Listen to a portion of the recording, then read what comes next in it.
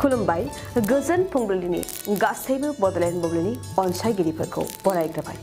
दिनै 28 फेब्रुवारि मंगलबारनि फानजामुथिखौ फरायथिनो लादों आं गेवलां हाज'वारिया।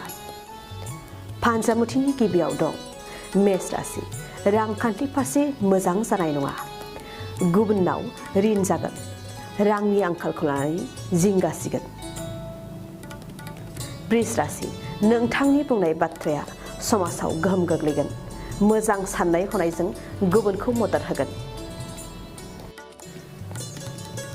मिथुन राशि, माबा मोनसे खामानि मावनायनि थाखाय बदनाम मोनगोन।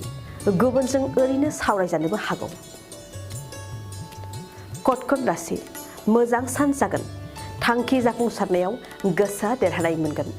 गोसोआव हाजासे रंजाखांगोन। सिंह राशि, मोजां खामानि मावनायनि थाखाय मान सन्मान मोनगोन। गावनि सन्मानखौ लानानै गावखौनो गोग्गानाय मोनगोन। कन्या राशि, मोजां सान जानाय नङा।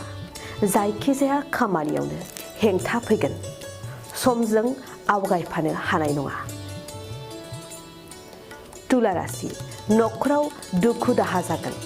जेंनानि थाखाय दुखुआ साग्लोबगोन। दुखुजों समखौ बारहोहरनो गोनां जागोन। वृश्चिक राशि, गोसोनि साननाय हनायफ्रा साबसिन। सोरबा अनजालिखौ गोसो थोफ्लांगोन। गोसोआ रमान्सनि फारसेल' थांगोन।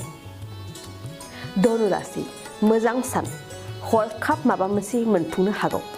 लटारिफोर लायोब्ला खाफाल जुफिनायनि मिजिं दं। मकर राशि, गोसोआव गिनाय फैगोन। बबेबा मोनसे दाय मावफ्लांनानै गिनाय फैगोन। गोसोआ सान्थि मोननाय नङा। कुम्भ राशि, जायखिजाया खामानियावनो खस्थ' मोनगोन। खामानियाव गुबुननिफ्राय हेफाजाब मोननाय नङा। मीन राशि, सोलोंथाइ लानायनि फारसे गोसो होसिनगोन।